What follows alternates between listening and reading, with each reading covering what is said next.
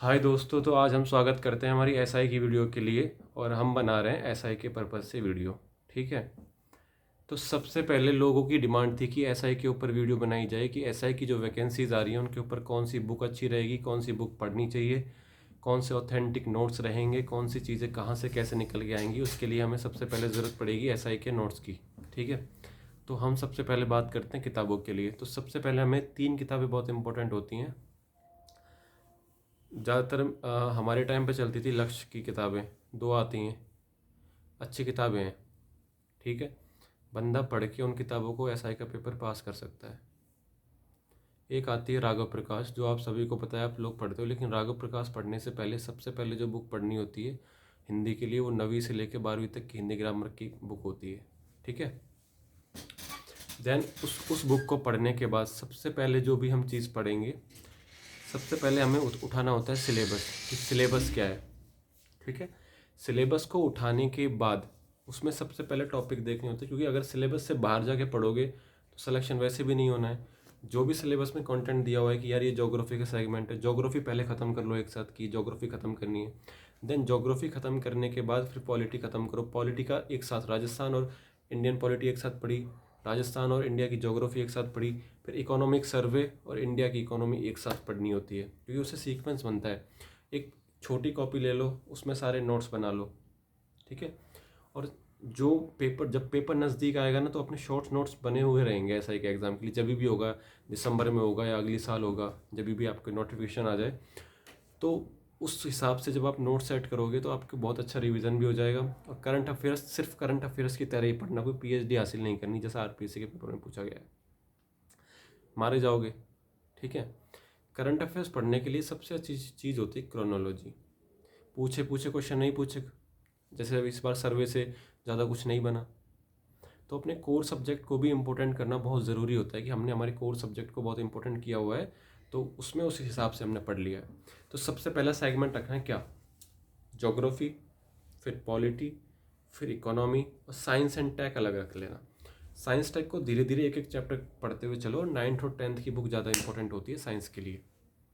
Okay. वो भी Rajasthan board की किताबें पुरानी जो आती थी ना, वो पढ़ लेना, ऑथेंटिक मिल जाए तो कहीं मार्केट में। ठीक है साहब। लाइब्रेरी ज्वाइन करने का टाइम होना चाहिए सुबह 7 से लेकर 2 बजे तक। उसके बाद आप एमसीक्यूज़ करेंगे सारे, जितने भी आपके पास एमसीक्यू बनते हैं, कि मैंने कौन सा एमसीक्यू किया है एसआई के लिए और कहाँ से कैसा एमसीक्यू बन सकता है। हर सब्जेक्ट के एमसीक्यू करने होते हैं। और सबसे इंपॉर्टेंट चीज़ होती है, वो होती है घटना चक्र, कि हम घटना चक्र को कितने पढ़ते हैं। उसमें सिर्फ क्वेश्चन ही क्वेश्चन दिए हुए होते हैं, उसके क्वेश्चन भी करके जाओगे ना, तो भी एक ऐसी समझ बन जाती है कि हाँ, हम इस पेपर को क्वालिफाई कर सकते हैं। ओके। तो हमने जब इतने क्वेश्चन, एक कोर सब्जेक्ट पढ़ा, फिर उसके सबसे ज़्यादा इंपॉर्टेंट होता है रिवीजन करना। रिवीजन में क्वेश्चन जितने करोगे उतना आपका नंबर बढ़ने का चांस अप जाता है। हिंदी में अगर तुमने अच्छा स्कोर किया तो जीके में भी ये मत समझना कि पेपर में तुम बहुत स्कोर कर लो, क्योंकि आरपीएससी ने जिस पैटर्न का पेपर पूछा, 200 में से लोगों के 80-90 तक ही नंबर आ रहे हैं, तो तुम मैक्सिमम मान के चलो कि 100 में से तुम कितने क्वेश्चन सही कर पाओगे, है ना। वहाँ पे 150 क्वेश्चन आते थे, यहाँ पे क्वेश्चन आएंगे 100 ऐसा ही में। जो भी पैटर्न देखने को मिलेगा 100 ही आते हैं। अब बात करते हैं एज रिलैक्सेशन की, कि एज कितनी बढ़ सकती है, कितनी घट सकती है। वैसे तो लास्ट 28 साल की एज होती है, बट मुझे लगता है कि एसआई में 25 होती है शायद, 28 तक रिलैक्सेशन देते हैं, शायद और भी बढ़ा दें। अब ये 2021 वाली एसआई की वैकेंसी रद्द भी हो सकती है, क्योंकि कोर्ट में चल रहा है सारा मामला, और कोर्ट क्या करता है उस आदेश का हम नहीं जानते। अगर वो एसआई की भर्ती रद्द हो जाती है तो हम जैसे लोगों के लिए बहुत सुनहरा अवसर है, कि क्योंकि हमने उस पेपर को दिया था। और जो वो मेरा पहला पेपर था, पहला कॉम्पिटिटिव एग्ज़ाम था जो मैंने दिया था राजस्थान का, क्योंकि उसके अलावा मैंने बाहर सेंट्रल के एग्ज़ाम दिए थे उससे पहले, क्योंकि मेरी एमएससी हुई हुई थी, तो मुझे पता नहीं था। पहली बार मैंने कोचिंग को ज्वाइन किया था, तो इतना कोई ज्ञान नहीं था। हिंदी में 160 प्लस नंबर थे, जीके में आए थे 20 नंबर, तो मैं उससे ज़्यादा कुछ कर नहीं पाया था। ठीक है। तो ये बात हो जाती है हमारे एसआई के एज रिलैक्सेशन की। ठीक है। और जब हम इस एज के क्राइटेरिया पे रहते हैं, तो जो वो लोग जिनकी एज 30 प्लस हो सकती है उनका मैं कुछ कह नहीं सकता, लेकिन 28-29 तक के लोग तो सेफ मानो एसआई के लिए। फिर देन जब हम इस एसआई की बुक लिस्ट में हमने क्या क्या बुक लिस्ट पढ़ी है, एक तो लक्ष्य की बुक, हिंदी ग्रंथ अकादमी पढ़ सकते हो, लेकिन पहले लक्ष्य की पढ़ लेना। और राघव प्रकाश इंपॉर्टेंट है, और 9th से 12th तक की हिंदी की जो बुक आती है, और राजस्थान अध्ययन की किताबें पढ़ लेना। इससे एसआई का पेपर बाहर नहीं जाता है मैक्सिमम तो, क्योंकि सब लोग लक्ष्य को पढ़ते हैं और पूरी दुनिया पढ़ रही है। जो जितना रट सकता है, जितने जिसकी रटने की कैपेसिटी हो, थोड़ा माइंड मैप करना सीखो चीज़ों को कि हमने किस हिसाब से माइंड मैप कर सकते हैं चीज़ों को। तो उस हिसाब का क्राइटेरिया इस एसआई में होने वाला है। ठीक है, अब बात करते हैं वीडियो पटवारी और इनकी भी। अगर आपकी तैयारी एसआई की अच्छी होगी ना, तो आप वीडियो पटवारी अभी से ही निकालना शुरू कर दोगे। अभी से आप प्रॉपरली जो एसआई की तैयारी कर रहे हैं वो एसआई पे फोकस करें, और एसआई के दौरान जो भी वैकेंसीज आ रही हैं आप उनको बहुत अच्छे से निकाल पाओगे। तो आपके पास एक क्राइटेरिया रहेगा कि हमने एसआई का पेपर पढ़ा है, हाथ कैसे घूम गए, एसआई का पेपर पढ़ा है, और हम उसके अलावा और भी सारे पेपर अपने आप हमारे क्लियर होते जाते हैं, क्योंकि आरएस प्री का सिलेबस अपने आप में लेंदी होता है। और इंग्लिश का तुम थोड़ा थोड़ा अलग से पढ़ना शुरू कर दो, क्योंकि इंग्लिश और भी एग्जाम्स में आती है। न्यूज़पेपर बहुत इंपॉर्टेंट होता है। जैसे आपने राजस्थान पत्रिका, दैनिक भास्कर पढ़ना शुरू कर दिया, इसमें कुछ अच्छी न्यूज़ ही आती हैं। इंग्लिश न्यूज़पेपर पढ़ना है तो इंग्लिश स्ट्रॉन्ग करने के लिए मत पढ़ो, द हिंदू बस एक हेडलाइंस देख लिया करो कि इसमें से हम ये चीज़ निकाल सकते हैं, और ये चीज़ हमारे लिए बहुत इंपॉर्टेंट होने वाली है। ठीक है, और 2025 जो कि एसआई आने वाली है, 2025 में लास्ट तक शायद आ जाए इस बार, 1620 वैकेंसीज की बात चल रही है, तो वो हमारे लिए एक बहुत सुनहरा मौका हो जाता है दोस्तों। तो इस हिसाब से जितनी भी पोस्ट आएंगी उनमें हमारे लिए जो बंदे तैयारी कर रहे हैं अच्छे से, बहुत तगड़ी फैट मारेंगे। आप राजस्थान में जिस भी कोने से बिलोंग करते हो, आप सभी लोगों को बहुत बहुत शुभकामनाएं। आप लोग बहुत अच्छा करेंगे इस जीवन में, लेकिन आप ऑथेंटिक सोर्स पढ़ना स्टार्ट कीजिए।